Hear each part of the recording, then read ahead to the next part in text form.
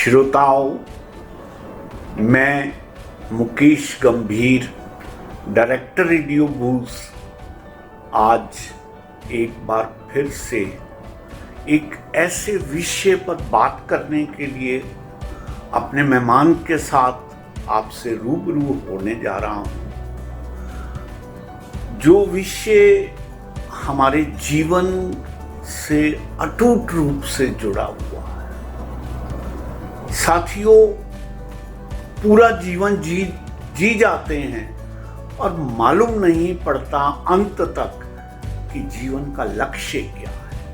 और यहाँ तक स्थिति आ गई है कि हमारे आने वाले बच्चे, हमारे आने वाली जनरेशन अपने कैरियर के प्रति कॉन्शियस होते होते अपने जीवन से भी हाथ धो डालते हैं। ऐसा क्या वो लक्ष्य है जो हमें इतना परेशान कर देता है कि हमें जीवन का भी उसके सम्मुख कोई मूल्य नहीं नजर आता। इसी विषय पर बात करने के लिए आज हमारे बीच मैडम अंजलि गोगिया बहुत दिनों के पश्चात आज ये भ्रमण करके लौटी हैं और इस विषय पर बात करने के लिए तत्पर हुई हैं। तो आइए साथियों, इनका खैर मकदम करते हुए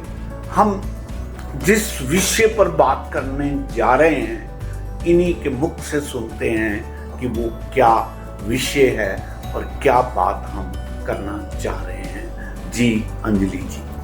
thank you sir, thank you very much, thank you radio बूज।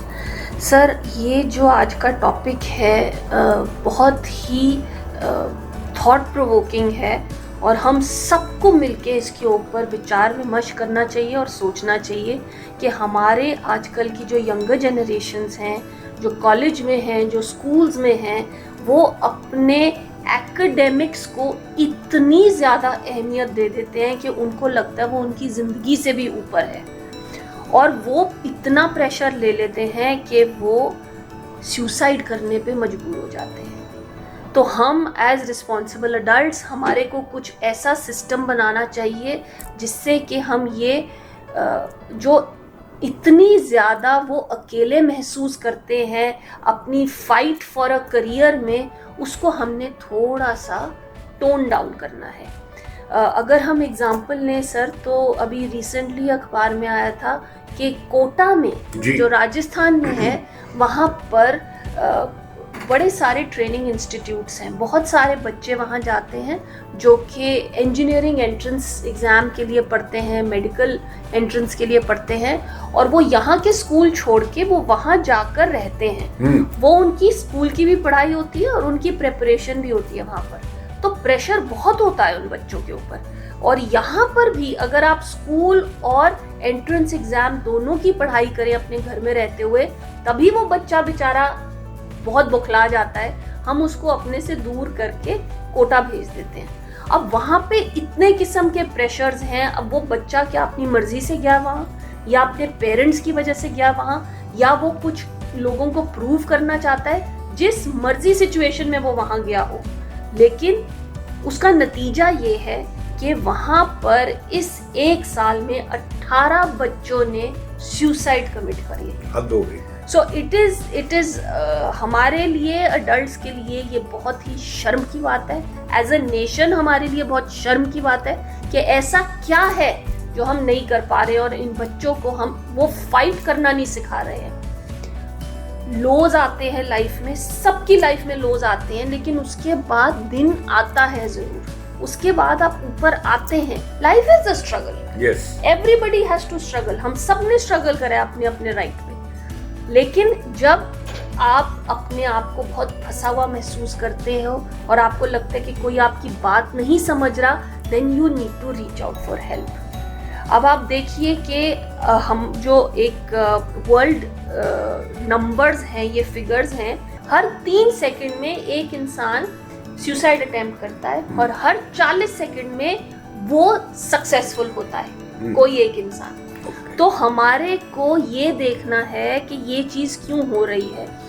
Again, according to the numbers, 80% of the people who commit suicide or try to commit suicide are the ones जिनको 1 साल से ज़्यादा डिप्रेशन था और उनको कोई भी ट्रीटमेंट नहीं दी गई. तो ये एक अवेयरनेस कैंपेन होनी चाहिए हमारे शहरों में, छोटे शहरों में और स्कूल्स में, कॉलेजेस में, कि जब भी उनको लगे बच्चों को कि वो डाउन जा रहे हैं, उनके पीयर्स को पता होना चाहिए, उनके पेरेंट्स को पता होना चाहिए कि उनसे बात करी जाए and to reach out for help. बहुत एक्सपर्ट्स हैं आजकल और बहुत लोग अवेलेबल हैं जिनसे वो बात कर सकते हैं, लेकिन उनको थोड़ा कभी कभी पुश भी करना पड़ता है. We have to push them, we can not allow this. अब जो सोल्यूशन कोटा में उन्होंने डिसाइड करा है वो है कि अलार्म्स लगा दी जाए, सबके हॉस्टल्स में अलार्म्स लगा दिए जाएं और जो पंखे हैं उनमें स्प्रिंग लगा दिया जाए. What a ridiculous solution. Yes. We are not getting to the मुद्दा. हमारा मुद्दा यहाँ पर क्या है? Yes. हम उस बच्चे को उस लेवल तक ही क्यों पहुँचने दें कि वो कोशिश करे कि उसने पंखे से लटकना है? Yes. हमने उसको पहले ही we have to nip it in the bud. Yes. बहुत जरूरी है लाइफ को टोटलिटी में देखना. Exactly. Career is not your life. Yes. Education is not your life. Your life comes before all of this. Yes. It is very important for you to do justice to it. Yes. आप अपने आप को धोखा दे रहे हैं, आप पूरे अपनी फैमिली को धोखा दे रहे हैं अगर आप इस चीज के बारे में सोचते भी हैं तो. बिल्कुल. और हर एक इंसान के अंदर वो स्ट्रेंथ है कि वो वहां से टू आस्क फॉर हेल्प. इसमें कोई शर्माने की बात नहीं है. अगर आपको लग रहा है कि आप लो जा रहे हो, आपको समझ नहीं आ रहा, बुखला रहे हो, please reach out for help. अगर आपको लगता है आपके माँ बाप नहीं आपसे आपकी बात समझेंगे तो reach out to a uncle, reach out to a aunt, reach out to a friend, reach out to a friend's parent. किसी से भी बात करिए, अपने लोकल फिजिशियन से बात करिए. They will put you on to the right people.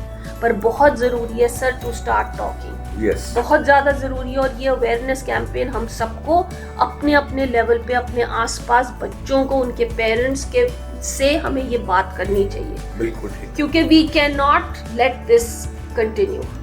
एक बहुत साल पहले सर एक 1948 में मूवी आई थी, इट्स अ वंडरफुल लाइफ. उस मूवी के अंदर एक जेंटलमैन को दिखाते हैं जिनके बहुत सारी प्रॉब्लम्स हो जाती हैं, एकदम से बिजनेस डाउन हो जाता है, लोग छोड़ जाते हैं, घर में बड़ी प्रॉब्लम होती है, बीवी के साथ लड़ाई होती है, बच्चे तंग करते हैं. तो ये बहुत हताश होके एक दिन जाते हैं बाहर, बेंच पे बैठ के प्रे करते हैं गॉड को कि I wish I was never born. Okay. I wish I was never born. उसी वक्त उनके सामने एक एंजल आता है in the form of a human और कहते हैं your wish is granted, you were never born. So from this moment onwards there is no Henry. तो उसको लगता है कि बहुत ठीक है, बात करता है, he starts feeling better and he goes back home. When he goes back home, there is no home because there is no Henry. He goes looking for his wife. वो भी नहीं है वहाँ पर, वो तो नन बनी हुई है कि उनकी शादी नहीं हुई, बच्चे भी नहीं है. अपनी मदर के पास जाते हैं तो मदर भी अकेली रह रही है ओल्ड एज होम में, वो बच्चा है ही नहीं. सो बहुत ऐसे निराश होता है वो सब जगह से. फाइनली उसको ये समझ आती है कि जिंदगी में ये जो छोटी छोटी डिफीट्स होती हैं ये जिंदगी नहीं होती. yes. ये एक जिंदगी का हिस्सा होती हैं. और जो हमको इन डिफीट से निकालता है, जो हमारी फैमिली है, हमारे फ्रेंड्स हैं, हमारे आसपास काम करने वाले लोग हैं, ये है हमारी जिंदगी. Exactly. So we are much above all the problems that are happening in our life. Life is much bigger. आज अगर बुरा टाइम आया तो कल अच्छा टाइम जरूर आएगा. Yes. मैं ये समझता हूँ ये जो आज के मॉडर्न टाइम में कैरियर के शुरू होते ही पेरेंट्स की तरफ से, रिश्तेदारों की तरफ से एक इस तरह का पूरा ऐसा प्रोपेगेंडा शुरू हो जाता है कि हम बच्चे से ये बात उसके जहन में भरना शुरू कर देते हैं कि तू अपने परिवार में सबसे ऊपर है या नहीं है। और वो बच्चा भी धीरे धीरे ये इम्बाइब कर लेता है अपने में कि मेरा सर्वाइवल इसी में है। अगर मेरी स्थिति जो है वो बाकियों के मुकाबले में सबसे ऊपर है या नहीं है। और इस दौड़ में वो धीरे धीरे सब कुछ भूलने लगता है। वो अपने सर्कमस्टेंसेस भूलने लगता है, अपनी पर्सनैलिटी को तो वो समझता ही नहीं है।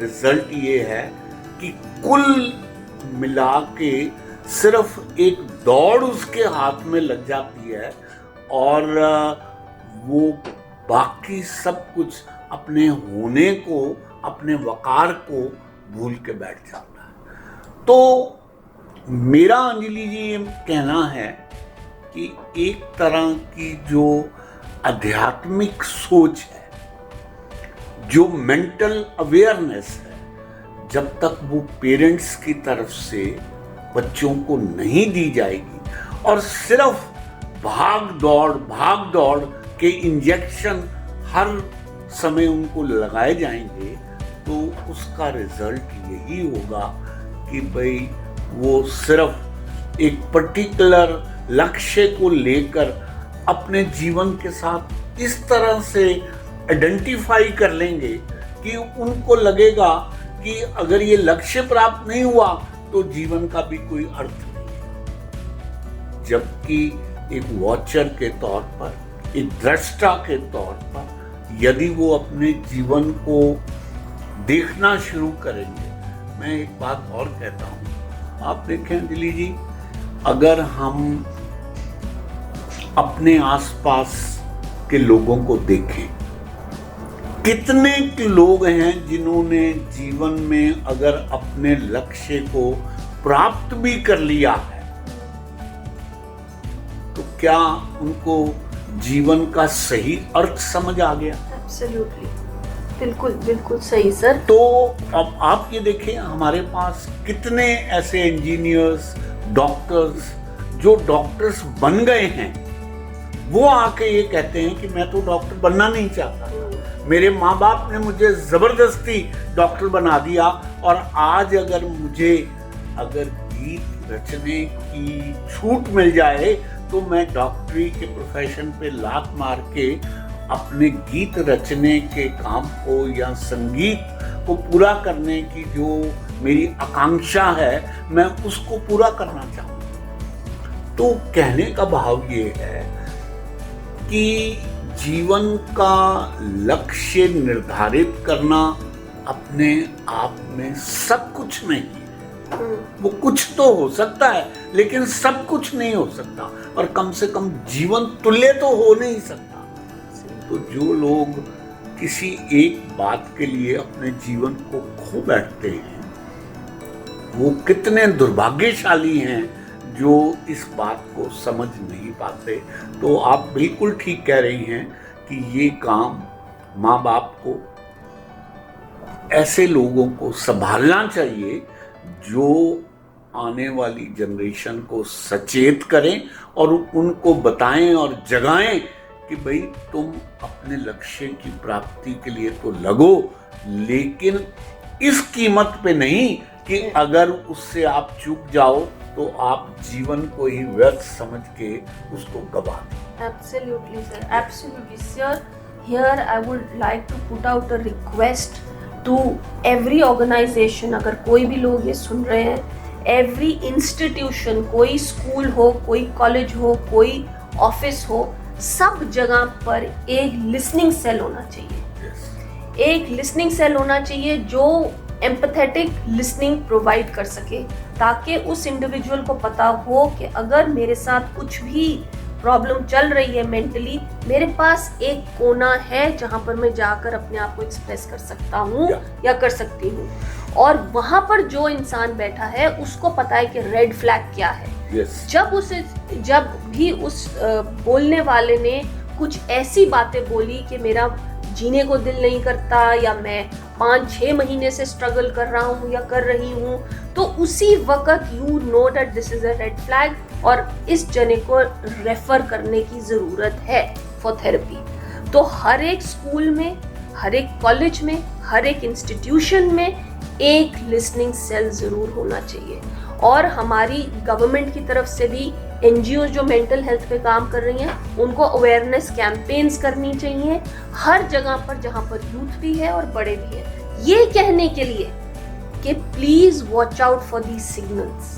ये सिग्नल्स पिक करना भी बड़ा मुश्किल होता है। Exactly. लेकिन जब एट अ स्ट्रेच ये चलते हैं, अब हम सबके साथ कोई ना कोई लो डे होता है, व्हेन वी आर लेजी और when we don't feel like doing anything, और हम बड़े लो हो जाते हैं अपने मूड में, लेकिन उधर से बाउंस बैक करना है वो हमारा अपना काम है। हम मैनेज कर लेते हैं, कुछ लोग होते हैं जो नहीं मैनेज कर सकते। उन लोगों के लिए बहुत जरूरी है कि हम उनको एक सपोर्ट ग्रुप दें, हम उनको एक अपॉर्चुनिटी दें जहां वो अपनी बात रख सके। और जब वो अपनी बात रखेंगे, वहां से उनका रिकवरी प्रोसेस स्टार्ट होगा। तो कोटा के जितने भी इंस्टीट्यूशंस हैं, आप जितने मर्जी रूल्स बना लीजिए, आपको वहाँ पर लिसनिंग सेल्स बनाने की ज़रूरत है, आपको वहाँ थेरेपिस्ट चाहिए, आपको वहाँ काउंसलर्स चाहिए। जब तक ये सारे नॉर्म्स ना फुलफिल हो, तब तक इंस्टीट्यूशन को सर्टिफिकेशन ही नहीं मिलना चाहिए। Exactly. Anjali ji, if I remember correctly, आपका भी तो अपना एक NGO था with the name Big Ears. जी। तो उसमें भी तो आप लोगों को यही सुविधा देते थे कि भाई आप आइए, अपनी बात कहिए, हम आपकी बात सुनने को तैयार हैं। बिल्कुल। तो मैं समझता हूँ इसी फिलॉसफी पर आपका वो NGO काम करता है। और देखिए, पता नहीं, कई बार बड़ा ताज्जुब होता है ये सोच के कि हमारे और आपकी जनरेशन में तो 6-6, 7-7 बच्चे होते थे परिवारों में, और सब अपने अपने कैरियर में व्यस्त रहते थे। कहीं पर भी इस तरह का स्वर भी सुनाई नहीं देता था।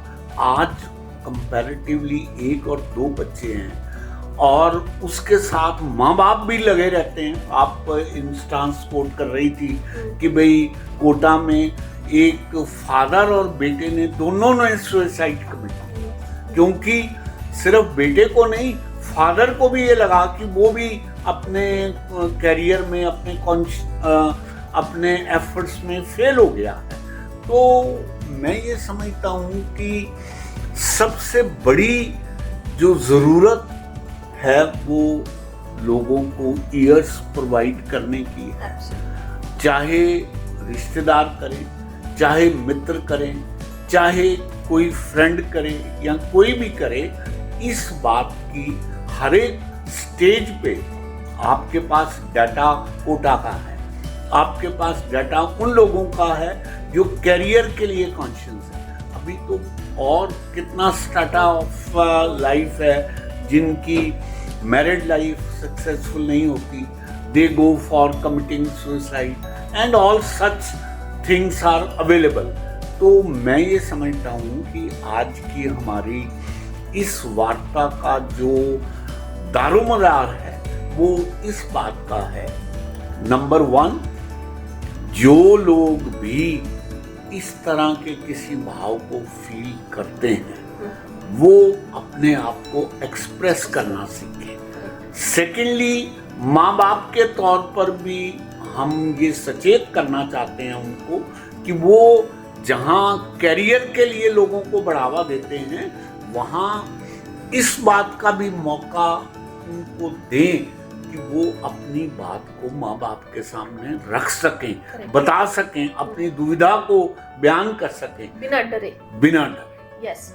और इसके अंदर सर मैं एक सजेशन देना चाहूंगी कि जो फैमिली टाइम होता था पहले, जब टीवी और स्क्रीन्स इतने नहीं होते थे, तो फिर आपस में सब लोग बैठ के बात करते थे, अपना डे शेयर करते थे, खाने की टेबल पे सब लोग बताते थे कि आज उनके साथ क्या हुआ।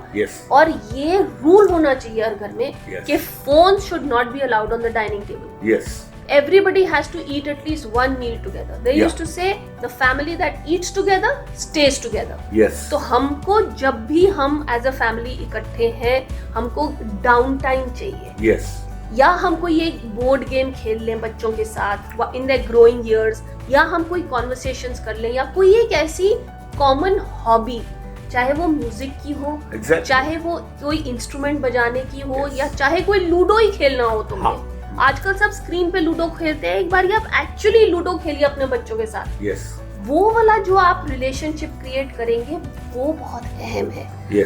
तो we have to slow down our life, we have to start recognizing these signs in the people around us, and we have to be well equipped. और हमने उन बच्चों को ये कॉन्फिडेंस देना है कि आप हमसे बात कर सकते हैं। Exactly. They should be willing and they should feel free to come and talk to the parent about anything and listen to the child with an open mind. Don't make a face before the sentence finishes कि ओह तुम क्या बात करने आ गए। वो आपको डराने नहीं आ रहा, वो आपके पास किसी हेल्प के लिए आ रहा है। आप सुनिए तो सही कि वो क्या है। तो वो एक एम्पैथेटिक लिसनिंग जो होती है ना सर, वो फैमिली में भी जरूरी है, दोस्तों में भी जरूरी है, ऑर्गेनाइजेशन में भी जरूरी है, हर जगह जरूरी है। बिल्कुल। एक इंसान को इंसान समझिए, चाहे वो एक आपका बच्चा हो 15 साल का, चाहे वो एक 25 साल का आपका एम्प्लॉई हो, आप उसको please treat them as a human.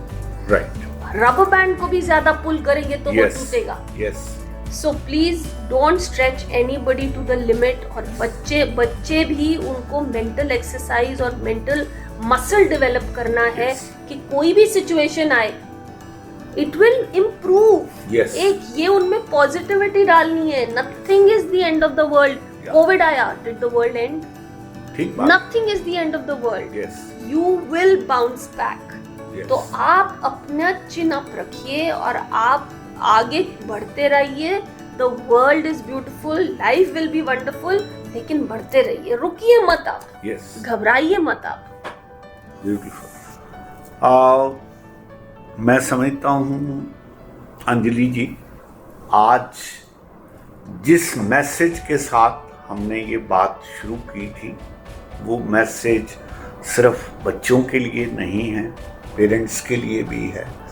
और आज के इस युग में अल्टीमेटली लाइफ में सिर्फ कैरियर की सक्सेस से लाइफ को नहीं मेजर करें, आप इस बात पे लाइफ को मेजर करने का प्रयास करें कि इन टोटलिटी लाइफ में आपके संगीत आया है कि नहीं, आप बैलेंस लाइफ लीड करने के काबिल हुए हैं या नहीं। मैं समझता हूँ इन शब्दों के साथ हमने अपने सुनने वालों को आज के इस संदेश को पूरी तरह से कन्वे किया है। और हमारे सुनने वालों में से कोई भी अगर इससे संबंधित कोई प्रश्न हमारे पास भेजना चाहें तो वो भी भेज सकते हैं। हम आने वाली वार्ता में उसका उत्तर देने का प्रयास करेंगे। इन शब्दों के साथ अंजलि जी, आपका बहुत बहुत आभार। आपने समय निकाला, आप आए और इतने महत्वपूर्ण विषय पर आपने बात की। Thank you.